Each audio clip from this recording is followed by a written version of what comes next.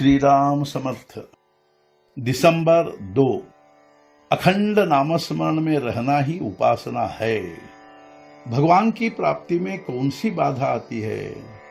हमें भगवान की प्राप्ति नहीं होती, इसके लिए वस्तुतः हम ही कारण होते हैं। हम लोगों को इसके लिए दोष देते हैं, किंतु थोड़ा विचार करने पर हमारी समझ में आएगा कि भगवान की प्राप्ति में अन्य लोग बाधा नहीं, बल्कि हम ही बाधा होते हैं। हमें जिसे अपना कहना चाहिए उसे हम अपना न समझकर और किसी को ही अपना समझते हैं। हमारा बेटा, हमारी पत्नी, हमारा भाई, इन सब को हम अपना समझते हैं।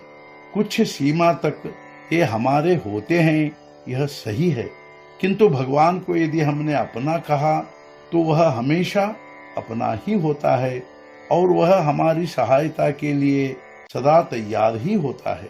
तुम सब द्रौपदी की कहानी जानते हो न।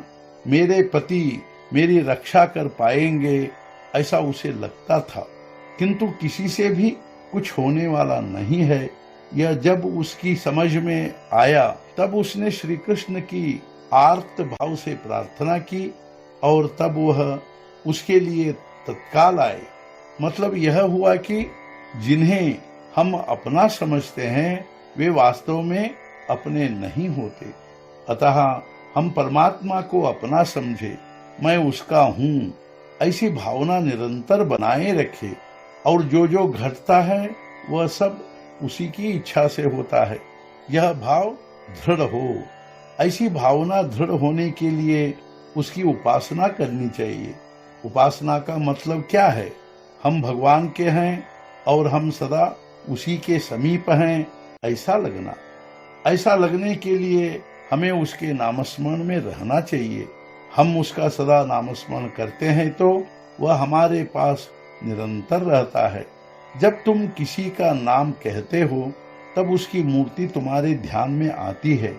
उसकी मूर्ति वह सामने न होते हुए भी तुम्हें ध्यान में दिखाई देती है। उसी प्रकार भगवान का नामस्मरण करने पर वह तुम्हारे पास ही होता है। यदि पूछा जाए कि भगवान कैसा है तो क्या तुम कह पाओगे? भगवान श्री कृष्ण ने स्वयं कहा है कि वह नाम में है, नाम ही उसका रूप है। अतः नामस्मरण करने पर भगवान को तुम्हारे पास आना ही पड़ता है। नामस्मरण कैसे किया जाए?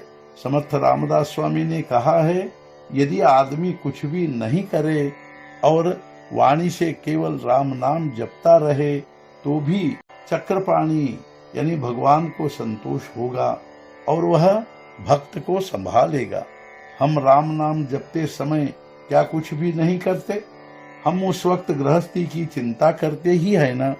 मतलब कि उस वक्त हम अपना अहंकार अलग रखकर नामस्मरण करते रहते हैं ना।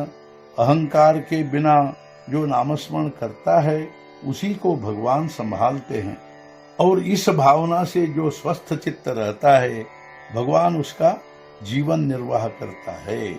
आज का मुख्य विचार, हम किसी के होके रहे, या तो गुरु के या भगवान के। सद्गुरुनाथ महाराज की जय। जय जय रघुवीर समर्थ।